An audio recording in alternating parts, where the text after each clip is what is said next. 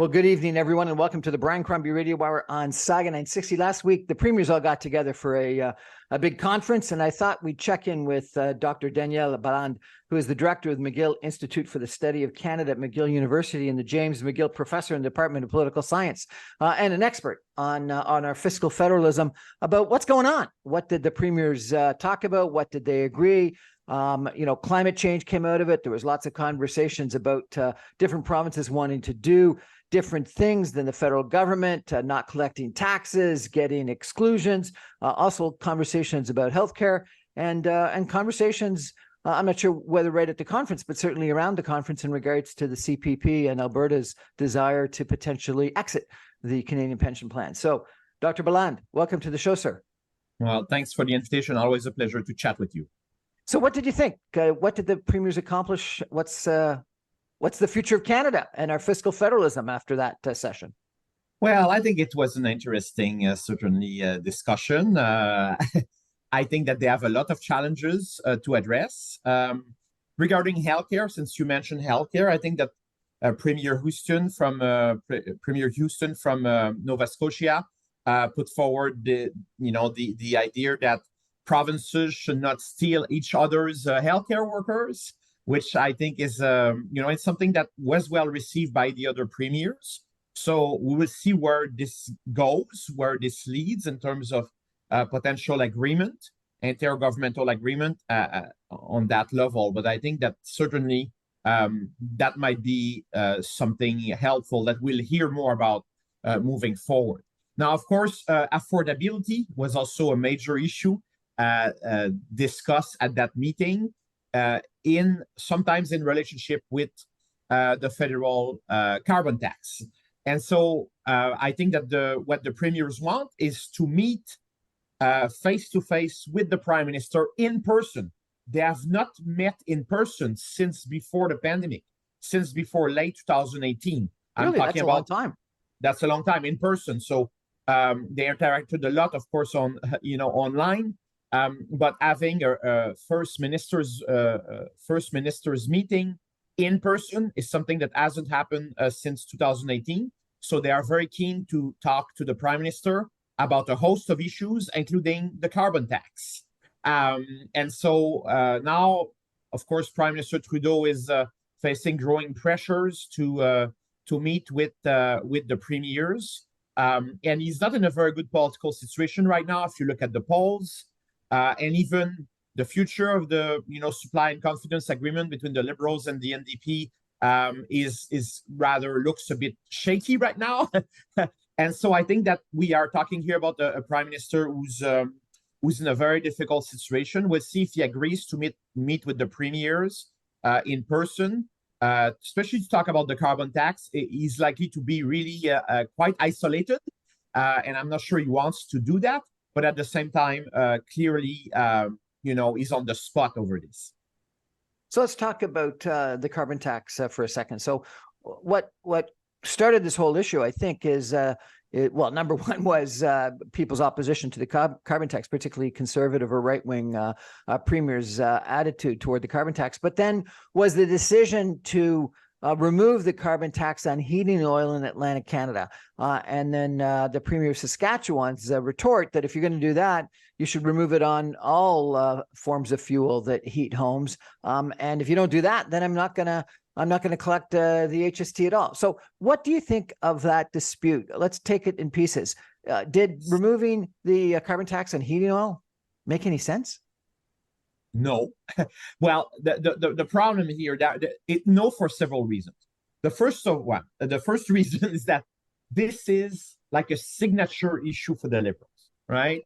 The carbon pricing. It's something that is really central to, I think, Justin Trudeau's legacy, or I think, and certainly very important in terms of, addressing the climate crisis and so forth. And this merger, if you just take the policy side, then we'll talk about the politics of it. The policy side, well, first of all, you undermine your signature policy by making an exception. That sounds really arbitrary. And also that is seemingly unfair from a regional standpoint, because as you said, home heating oil is used quite extensively in Atlantic Canada. But say in Western Canada, they rely more on natural gas. But then they lift for a limited period of time, for 3 years, the application of the carbon tax on one item, which is more polluting, that is heating oil. And then they don't remove it, they don't lift it, suspend it when we talk about natural gas, which, and so this is also unfair from a regional standpoint. It's bad policy in general, I think, but it's also, and it's unfair from a regional standpoint. If they really wanted to help people address, higher cost of living, and especially if you want to focus on low-income people and so forth, there are other ways the federal government, could have addressed this without, again, creating a breach, a hole in its signature climate policy. Politically, of course, this is also extremely toxic. We have premiers out west, especially Scott Moe and Danielle Smith, who are foes of the federal carbon tax in general. And now you give them on a golden platter an issue of regional inequality that they can use to rally their base and attack the federal government. And Scott Moe, of course, is very enthusiastic on his dislike for the carbon tax. And, in the past, they sued the federal government over it. They lost in court in 2021. But, he's been relentless in his criticisms of the federal government over a host of issues, including and especially the carbon tax. And now you give him a platform and you put something on the agenda that is, unfair from a regional standpoint, that especially, I think, clearly unfair for Saskatchewan. At least that's the way the premier is framing it. And you give them a weapon to fight against you on your signature policy.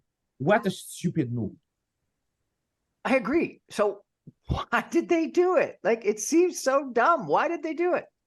Yes, sometimes politicians do dumb things because they are under pressure from constituents. In that case, I think MPs from Atlantic Canada, looking at the polls, you start to panic. You say, well, what will happen in the next federal election? Will we get wiped off the map, or at least will we lose power and so forth? And Liberal seats in Atlantic Canada are quite important. And so I think they just caved to, I would say, a kind of a lobby, an internal lobby within the caucus, a regional lobby within the caucus. And of course, there are no Liberal MPs from Saskatchewan in Ottawa, right? Zero. So of course that voices from Atlantic Canada are stronger. Lose.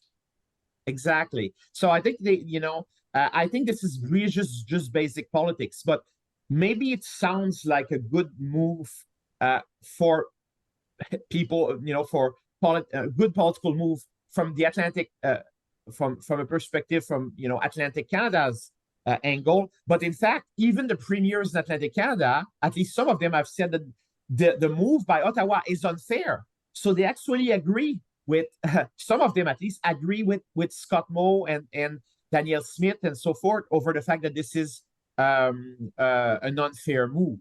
And so the Liberals here have, they are shooting themselves in the foot from a policy standpoint and from a political standpoint. So this is a fiasco. This is really a fiasco. The question is to know whether this will lead to, a slippery slope in the sense that, more exceptions will be added in. Now the Trudeau government is really resisting this idea that now we have to also exclude, natural gas from this because it's used in quite a few provinces quite massively in terms of heating and so forth. Or will they try to maintain the status quo? But they are in a difficult position right now, not just politically because they're not doing it well in the polls, but because they opened the door to exemptions, to exceptions within their own framework, which is self-defeating, I think.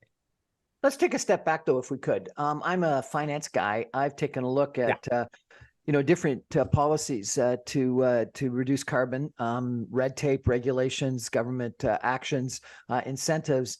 And I've always come down that the carbon tax is actually the best way of doing it. And it was first recommended by, the Conservative Party. It is more in keeping with a capitalist free enterprise economy that you let people make their decisions on their own, and you provide a disincentive to use carbon.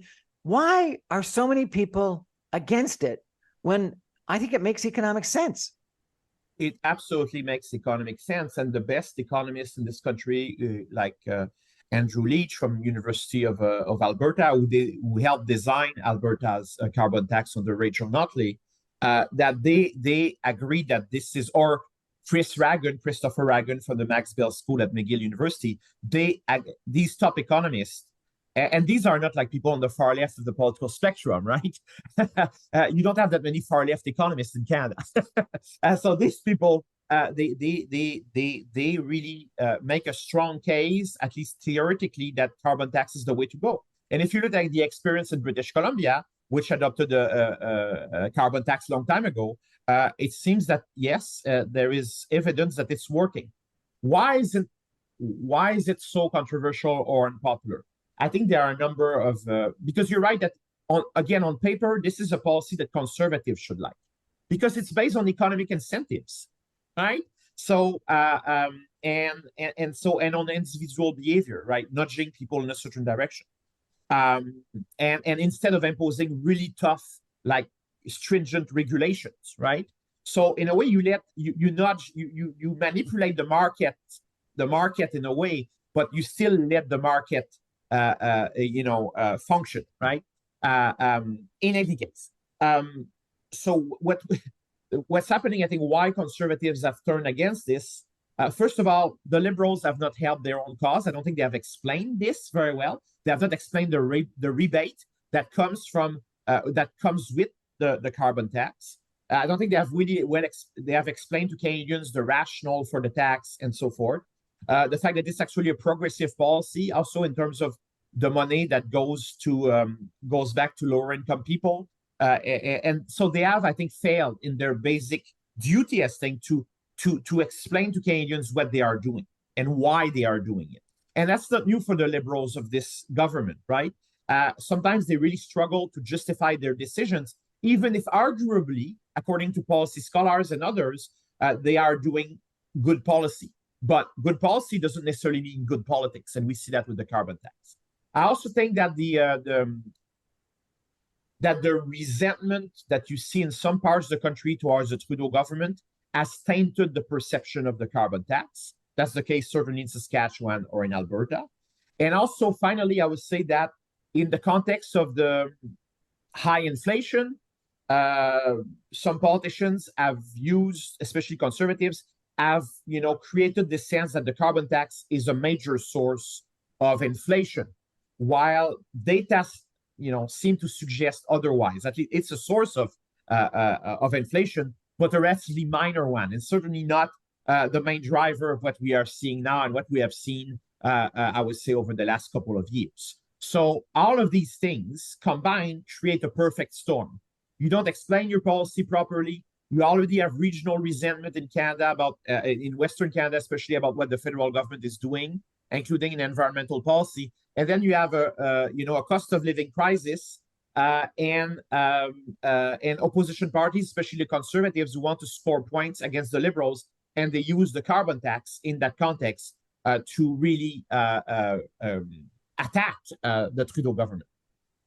I think I may have mentioned to you in the past that I'm attempting to do my doctorate in business, and I did a paper on Stéphane Dion's green shift, and I described it as one of the worst communicated policies in the history of policymaking and communication of policymaking. Looks like we're in a similar situation now. It's unbelievable. Anyway, we're going to have to take a break for some messages, and we're going to be back in just 2 minutes with Danielle Balland, Dr. Danielle Balland, professor of political science at McGill University and expert on Canadians' fiscal situation. Stay with us, everyone. Back in just 2 minutes.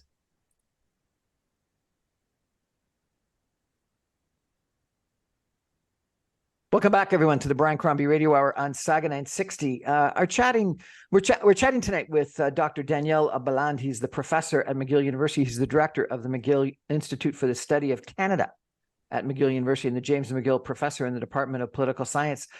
He has been on my show a few times before talking about fiscal federalism and what's going on in Canada. He's got, I think, a really unique view on Canada because in addition to being a professor at McGill University, he was the Canada Research Chair at the University of Saskatchewan, and he was an associate professor at the University of Calgary, as well as an assistant professor at Concordia. So he's worked in Montreal, in Saskatchewan, and in Calgary. And he's also taken PhDs around the world. And so I think he's got a really interesting background. Also note that he was a classical music radio host in Saskatoon. So he's been in my chair as well, which is kind of interesting. Professor, I wonder if you could talk to me a little bit about this whole issue about the Canada Pension Plan and Alberta wanting to exit. It just doesn't make logical sense to me. You know, it simplistically, it seems like they think that because they're younger, they shouldn't have to put in as much money as other provinces right now. But then one would think if they're younger now, they may be older in the future, and therefore, you know, are they going to, you know, give up the benefits in the future? So it just seems like it just doesn't make a lot of sense. And you know, you think about your comment 5-10 minutes ago about not stealing healthcare workers. You know, every day on the subway here in Toronto, I see them trying to steal, you know, young workers and saying, come to Calgary, it's cheaper and you can get better jobs and you can hike in the Rockies. So like, if we're not allowed to steal healthcare workers, can we steal younger workers? And then you steal younger workers. This argument on let's separate from the CPP even makes more sense. So was the separation of Quebec from the Canadian pension plan smart? And does Alberta's separation or proposed separation make any logical sense? Yes, well, this is something I've published a lot about. Well, about the origins of the Quebec pension plan. I've also written about how conservatives in Alberta are using Quebec as a template for their policies. So I think we can talk about both of these issues. So first, the Quebec pension plan. So the idea of the Canada pension plan and the Quebec pension plan, they emerged under Lester B. Pearson, right? At the time, it was the Quiet Revolution in Quebec. So when Lester B. Pearson put forward the idea of creating an earnings-related contributory pension system that would become the Canada Pension Plan, Quebec said, well, okay, wait a minute. You know, we might want to opt out of that Canada Pension Plan and create, before it is created, right? And create our own very, very similar system in Quebec. But the reason for it was a fiscal and an economic rationale. It was not about offering higher pensions to Quebecers or having Quebecers pay lower contributions, which is what is part of the rhetoric in Alberta right now over, you know, why opting out of the Canada Pension Plan and the project of an Alberta pension plan. So they refer to Quebec as an example of a province that opted out of CPP, but it was in a totally different context. It was before CPP was actually implemented. And also, it was at the time where we didn't have the demographic concerns that we have today about population aging, right? And so what happened is that Quebec wanted to create its own earnings-related pension plan because it wanted to use part of the payroll, the money from the payroll tax, so payroll contributions. You know, the conservatives say payroll tax, the NDPers say payroll contributions, but in the end, it's the same thing, right? So they wanted to, just how they frame the issue. They wanted to use surpluses from that payroll tax to invest in the economy of the province. Because at the exact same time, the exact same month that the Quebec pension plan was created, Quebec also created the Caisse de dépôt et placement, which is Quebec's investment board, which is now, of course, massive, right? And the goal was really to, with this Caisse de dépôt et placement, to invest in the economy of the province. And pension money from QPP and from later on other pension plans, provincial pension plans, like, you know, for the public service and so forth, that this money will be helpful to really basically catch up with Ontario, which of course economically has been, it's still, François Legault still talks about this, right? It's been an obsession in Quebec since the 60s. And to also help develop French-Canadian entrepreneurship. That was really central to the Quiet Revolution. So pension reform in the mid-1960s in Quebec was used for the purpose of economic nationalism, right? Say we will use money from pensions, of course, to to pay social benefits along the road, but with the surpluses, the extra money, that money will go into the Caisse de dépôt et placement, into this provincial investment board, and that will stimulate the provincial economy and also help modernize it and so forth. Has that worked? Well, I think that the Caisse de dépôt has been criticized in a way, and it's actually its role has changed over the years. Under Jean Charest, they amended the mission statement of this investment board so that they would focus more on getting higher returns on investment. In the context of population aging, you need higher returns so that you can maintain, lower payroll contributions rather than focusing on, say, provincial economic development, right? So the mission of the Caisse de dépôt has changed over the years. But what's interesting in terms of pension contributions, the QPP contributions, is that they are now higher than CPP contributions. Why is that? When Quebec opted out in the mid-1960s, it created the QPP. Quebec had a very high fertility rate, right? You remember Catholicism, when it was so strong, Quebec had really high fertility rates, but these fertility rates started to decline, of course, in the 60s. And Quebec also struggles to attract and keep immigrants compared to other provinces like Alberta and Ontario. And so now QPP faces challenges.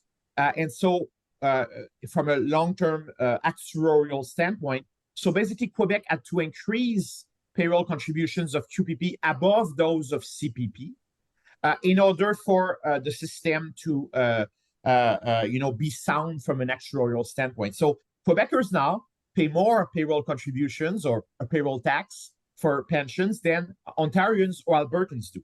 Do you know and how that's much more? Sorry? Do you know how much more?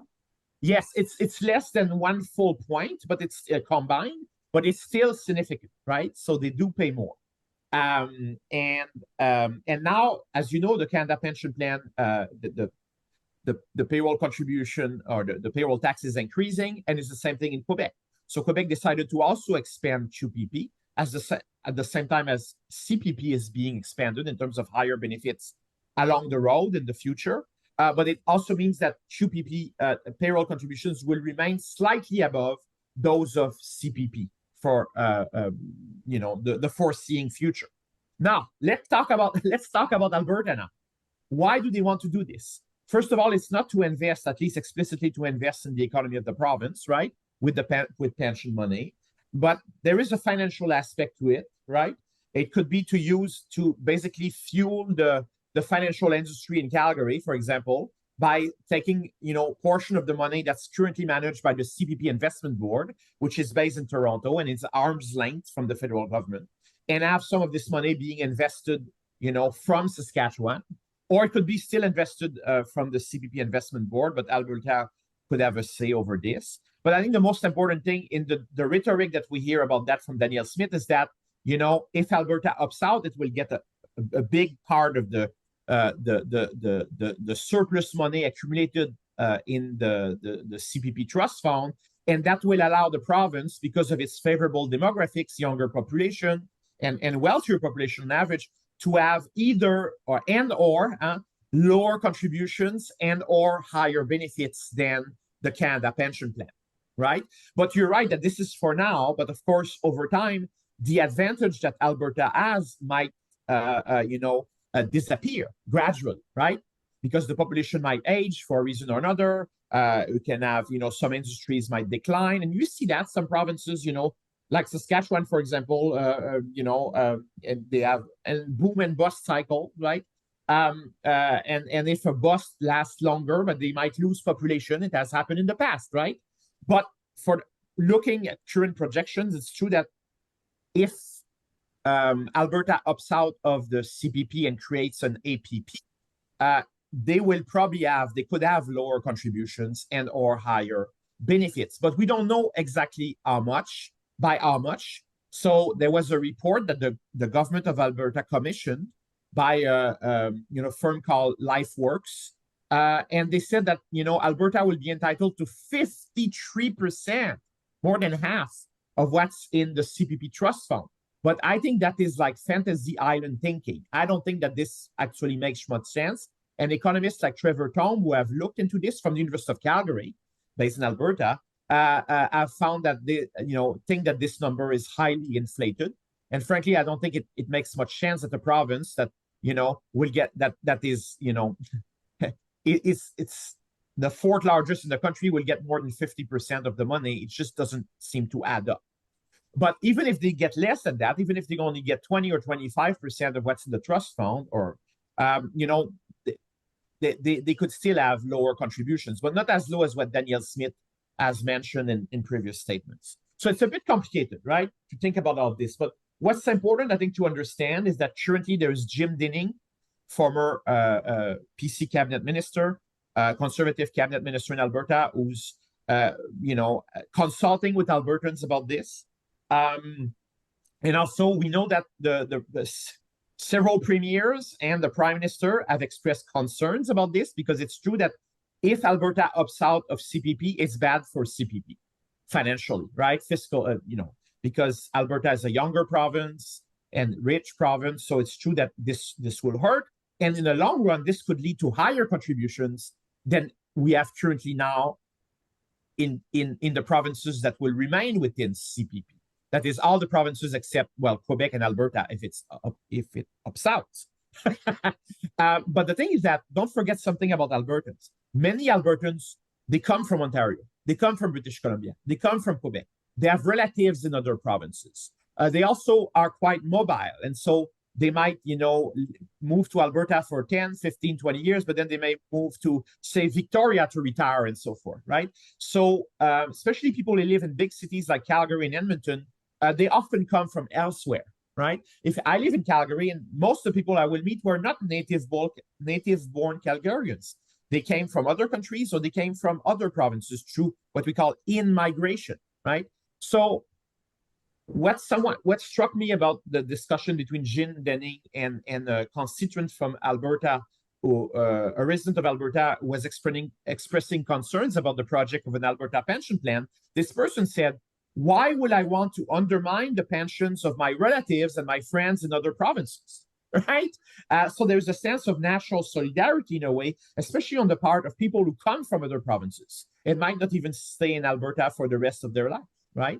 So I think that this is an obstacle to Alberta moving out of the Canada Pension Plan. And in fact, if you look at polling numbers, most Albertans currently are not favorable to opting out of the Canada Pension Plan and creating an Alberta Pension Plan. So Danielle Smith here is talking about having a referendum on this and so forth, but we'll see if it really happens, because to me, this is partly a way for Alberta to flex its muscles, for the government to say we are, for Danielle Smith to tell her base, we are really, defending Alberta, and we want stronger province and provincial autonomy, and also a way to maybe intimidate other provinces, the federal government, and use maybe this idea of exiting the Canada Pension Plan as some form of bargaining chip in terms of intergovernmental negotiations or power struggles over, say, carbon pricing or environmental regulations or something else. So it might be politically a way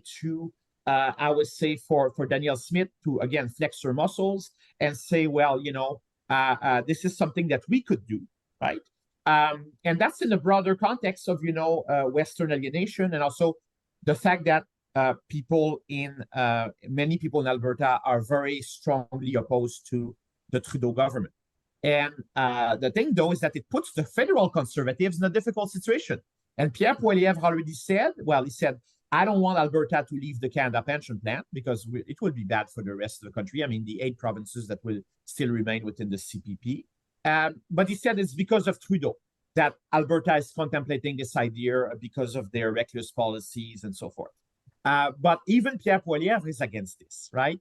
And if Alberta will move forward, it will put him and the federal Conservatives in the difficult spot, because they need seats in, say, the Greater Toronto Area in Ontario, which of course is the biggest province as part of CPP. And if they will be seen as people supporting Alberta's idea of opting out of the Canada Pension Plan, they could lose votes in Ontario, because the Liberals, you can be sure, and the NDP are very strongly against that, and they will make that very clear. So Pierre Poilievre is a bit in a difficult situation because ideologically he's an ally of Danielle Smith, but on this specific file he can't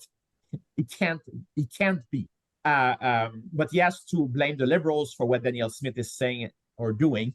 But this is still not an easy situation for him politically. Well, it's not an easy situation. I think it is a policy that makes no logical economic sense, and so I'm very frustrated that it's got as much traction as it has. And you said something very provocative that I'm not sure about, which is you said that there's still national solidarity in the country, and I'm really worried that that's something that we've lost in the past half a decade or so, this sense of national solidarity. Anyway, we're going to take a break for some messages and come back and maybe turn to healthcare and pharmacare and denticare and all those issues as well, which also is something that is really critically important to our fiscal federalism. Stay with us, everyone. Back in 2 minutes with Professor Danielle Balland from McGill University.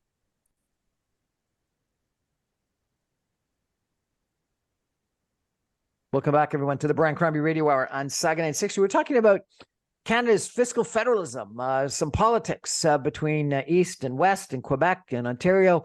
We've been chatting about carbon taxes with Professor Danielle Balland from McGill University. We've been talking about CPP, QPP, APP, separation of pension plans, whether that makes any sense. And Dr. Balland, I got to go back to a topic that we talked about in a prior interview, healthcare and pharmacare and denticare.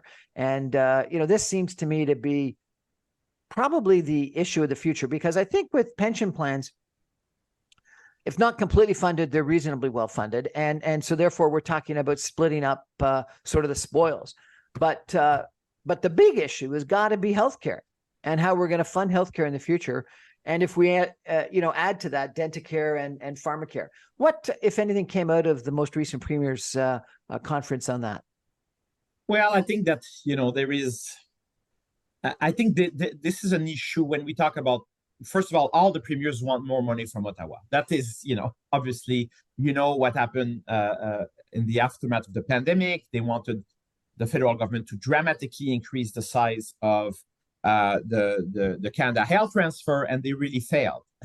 They got more money, but not as much as they wanted. Also, the federal government has found a way, a divide and conquest approach, which is to sign separate agreements between Ottawa and each of the provinces, right? In terms of additional healthcare money under some circumstances. And so that has been working quite well for the feds, but we are still facing a very, I think, strong fiscal challenge for the provinces and territories. I think that what's important is the current discussion about the future of the supply and confidence agreement between the NDP and the Liberals, because it's in that agreement that there is, provision about dental care, and the federal government has increased its role in terms of providing, covering dental care for children with low-income children and families, and now they are expanding that coverage under pressure from the NDP, because it's embedded in the agreement that they signed in March 2022. But now there's a much bigger ask for the NDP, which is universal pharmacare, right? So it's important to understand the difference of vision here between what the Liberals proposed in the past in terms of pharmacare and what the NDP is asking for. And asking for is the right term. It's in their agreement, and they say if the Liberals don't deliver on this, they could, end this agreement altogether, which could endanger the Liberal minority government. Could, and we can talk about that later if you want. So the Liberals in the past, what they wanted to is a kind of patchwork approach. Say, okay, people who don't have currently, insurance, private insurance for their prescription drugs to their employer, for example, like at McGill, I have, coverage for prescription drugs through my employer, and I pay some contributions, and my employer does, and so forth. But people who don't have coverage, then they could be covered by, say, a federal system or a provincial system that would be subsidized by the federal government. And some provinces like Quebec have already done something similar. But what the NDP is asking for is something much bolder, something that might mean, say, that really you extend Medicare, this universal logic of Medicare and the Canada Health Act to prescription drugs. And that is likely to be more costly, of course. And I'm not sure that the Liberals want to go there fiscally, right? But also in terms of the perception that, they're already spending quite a bit. They spend a lot in the aftermath of the pandemic. There are some concerns about, the state of the economy and so forth. And although the Liberals have not balanced the budget, don't care about balancing the budget anytime soon. I think that they have to be careful where they go in terms of spending, because the Conservatives will be there to attack them, and they are very vulnerable now if you look at their position in the polls. So what will happen with this issue of pharmacare?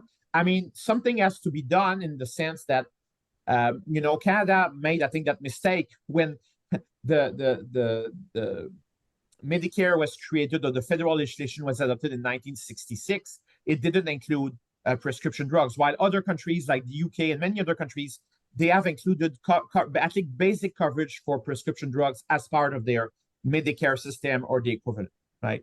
We didn't do that in Canada. The problem is that over time, we have waited and waited to do that. And now the potential cost of this is much, much higher than it used to be, because prescription drugs are much more expensive than they used to be. And now we are in a situation that, it's just people look at the numbers and, they think, well, this is a really big, a big item, and it's controversial because it will cost so much money.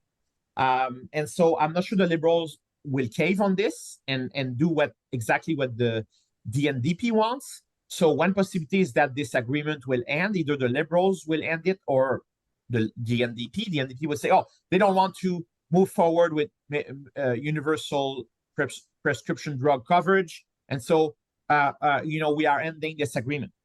But if they end this agreement, it doesn't mean that we'll have elections anytime soon, because this is a relatively strong minority government, like the one before it, because the Liberals only need support from one major opposition party to stay alive. It can be the Conservatives, very unlikely. Obviously, the Conservatives want elections. The Conservatives want elections as soon as possible, because if we had elections tomorrow, they will be very likely to win, and perhaps even win a majority government, right, based on the polls. Then you have the NDP. The NDP could still prompt the government on a confidence vote, could still vote for the government, even if they end the supply and confidence agreement, because they will say over the next few months, the federal government is preparing the next budget, and then they could include goodies in the budget, things that the NDP will like, so that the NDP will vote for the budget, even if they no longer have a signed agreement, like a supply and confidence agreement between the two parties. Another option is that who could save the Liberals? Yves-François Blanchet and the Bloc Québécois. Why? Because just like the NDP, they don't really want elections, right? The only party in Ottawa that wants elections sooner or later are the Conservatives. They have money, fundraising is doing great. They have an energized base, and they are way ahead in the polls. So in that case, we could imagine that the Bloc could support the confidence vote, support the government after the next budget, on the ground that there are good things for Quebec in that budget. So the Liberals are not dead. In terms of, we don't necessarily have elections if this supply and confidence agreement with the NDP falls apart. And that's the good news for the Liberals. But they are in a much more precarious position now than they were 6 months or a year ago. Take a step back, if you could, please, Professor. Yes. Is universal pharmacare a good idea or a bad idea? Well, it depends how it's founded. I'm not sure that, first of all, so if you have a purely federal universal system, I think that this will, there will be a lot of provincial opposition, right? And we can imagine the reaction of, François Legault and Danielle Smith and so forth, right? You will have strange bedfellows, so people don't necessarily agree on things. under most circumstances, like environmental policy, will fight back against the federal government in the name of provincial autonomy. So if they decide to go the route of like what we have with Medicare, that is the provinces will run their own systems, and some of them already have, so it will create an issue of problem coordination, right? It creates intergovernmental tensions. And also, yes, it will cost a lot of money. And, you know, that's why the Liberals, I think, prefer a patchwork approach than a purely universal approach. And because it will be cheaper. But, you know, I'm not sure politically where this will go because there are other issues right now that people are really concerned about, like inflation. And, you know, now we are focusing on the carbon tax and so forth. And I'm not sure pharmacare is actually the priority right now for many people, but it's a priority for the base of the NDP. And, you know, Jagmeet Singh, there was a confidence vote for him in terms of his, you know, his members, and he got only 81% of support, right? So it's a third vote that they have regarding his leadership, and every time is going down, right? So he also needs to, I think what Jagmeet Singh and the NDP are trying to do is distance themselves from the Liberal, because the Liberal ship is sinking, right? And then you want to be, you know, on the deck of the Titanic partying with, you know, Justin Trudeau while the ship is sinking, or maybe you want to exit that supply and confidence agreement and find a good excuse to do that. And pharmacare might be the perfect excuse, because your base will say, oh, we are strongly committed to universalism, to pharmacare. The Liberals are not. We are different from the Liberals. And then we will tear apart that agreement. That might be good politics for Jagmeet Singh in terms of his base and saving his job, right, or keeping his job. And that might be also sending a message to left-wing voters that the real left, you know, it's the Liberals. It's not the Liberals. The real left is the NDP. And so I think there's a lot of posturing here on both sides. I understand the posturing and I understand the politics. I'm wondering if you could think about, from your sort of objective standpoint, how important is universality here? We have universality in pensions. We have universality in healthcare. We have universality in education, at least high school, not college. Is universal, you know, when the vast majority of Canadians that are employed have employee-covered pharmaceutical benefits, is it important to have pharmacare be universal? You know, in the United States, if you're older, or if you're below a certain income level, you get government help on pharmacare. Is universality critically important? I think we need. I think universal coverage will be good, but universal coverage doesn't mean that the government has to pay for everything directly. So you can imagine, like, and that's the model you have in Switzerland, for example, some other countries. So you say, and that's the model that the Liberals defended in the past, say, we will cover those who are not insured to fill the gaps. And in the end, you could reach universal coverage or quasi-universal coverage, but without the government being the single payer in that case. So it would be a model different from Medicare. What the NDP wants, I think, is basically pharmacare would be like Medicare, an extension of Medicare. That's not what the Liberals want, I think. And I think that from a fiscal standpoint, the Liberal approach is probably, you know, cheaper, and in the current fiscal and economic context, probably a lower hanging fruit than universal Medicare, what the NDP has in mind. I think that right now will be a tough sale. I agree. We're going to take a break and come back in just 2 minutes with some concluding comments from Professor Danielle Balland from McGill University. Stay with us, everybody. Back in 2 minutes.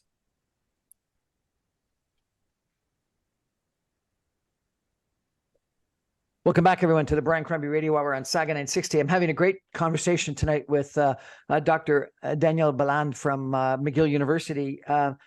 Balland, I can't let you go without asking you about another issue, if I could. We talked about national solidarity a few minutes ago on our conversation.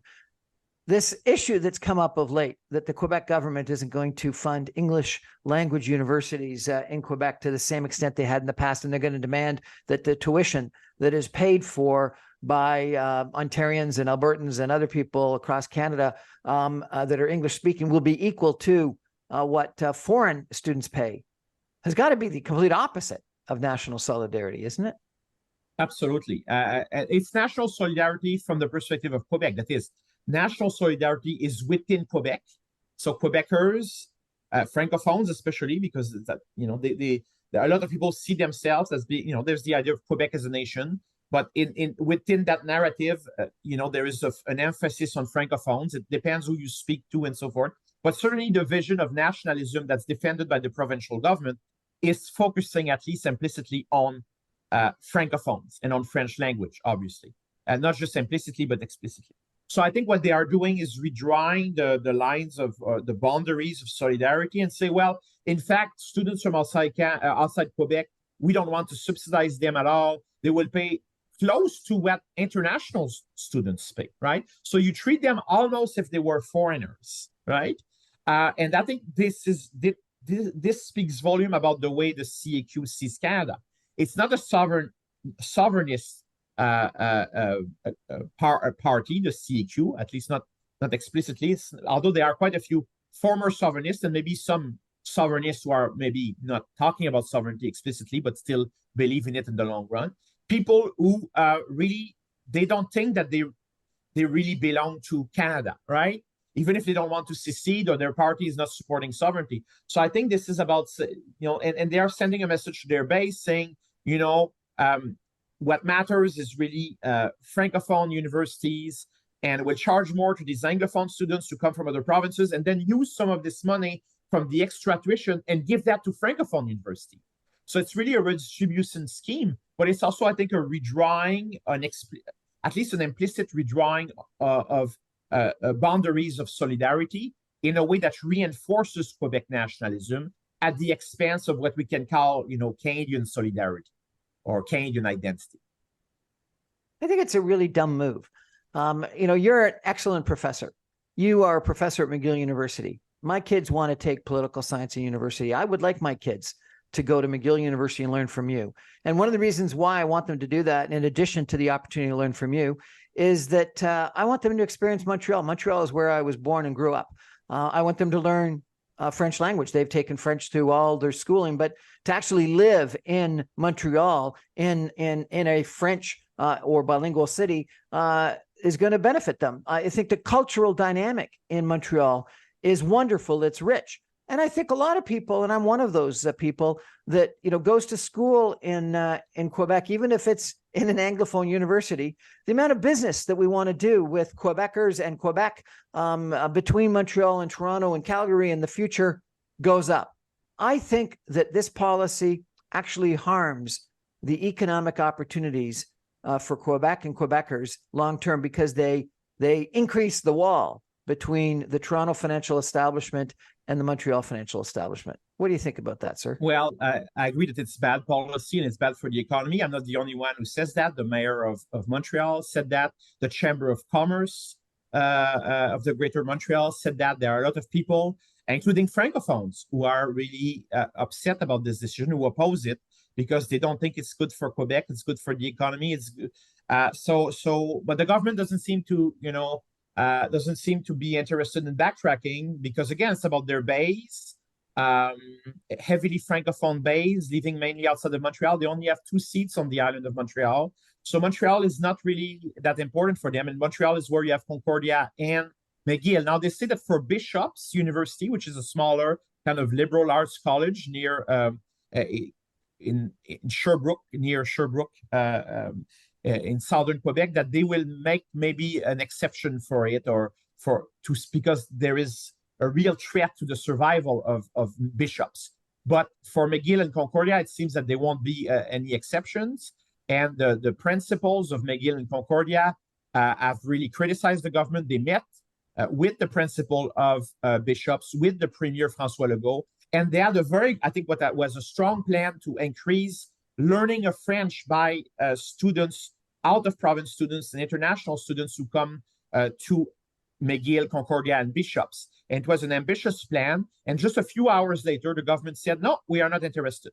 We like your plan, but it's not enough, and we'll move forward with our approach, except perhaps partly for Bishops, because we'll tweak the policy for them, because we don't want Bishops to disappear. So yes, bad policy. In the short run, good politics for François Legault in terms of his base. But we've seen, though, that beyond his base, a lot of people, including Francophones, are really worried about this for the economic reasons that you laid out. I think that one of the big challenges we have in Canada today is this issue of national solidarity that you said that there was some of, and I'm worried that there's not, nearly enough of.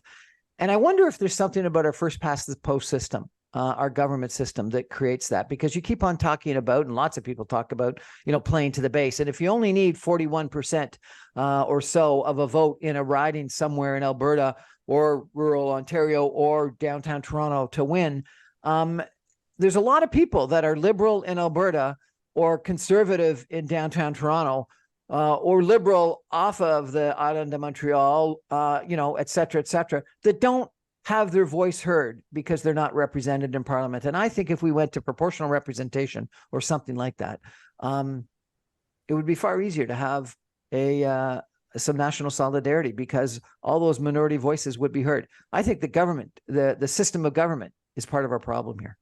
Yeah, but I don't want to be the devil's advocate here, but you could also, depending on what, we could also imagine that with proportional representation, depending because the devil is always in the detail, right? So how do you design electoral reform? So what's the threshold for party? Is it 3% or 5% of the national vote, or 10%?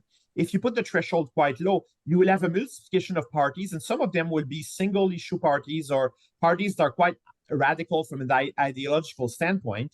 And so that might actually not foster national solidarity, unless, of course, we will, and that's science fiction because we are not there, right, anytime soon. But, if you have coalition governments, then that's a way to, basically find compromise and maybe address national solidarity in a way, because different parties will have to sit together and work on this. But what if we end up with several Bloc Québécois, and we'll have the Bloc Saskatchewan and the Bloc Alberta? I'm just, it's a bit cartoonish vision, but we could imagine a scenario under which you could have even more fragmentation with proportional representation, not less, and that could weaken national solidarity. Again, I don't think this is the product really of only of the electoral system. There are many different factors here. One is just geography, our history, our, different political cultures, and also vested economic interests that are quite different from one region of the country to another.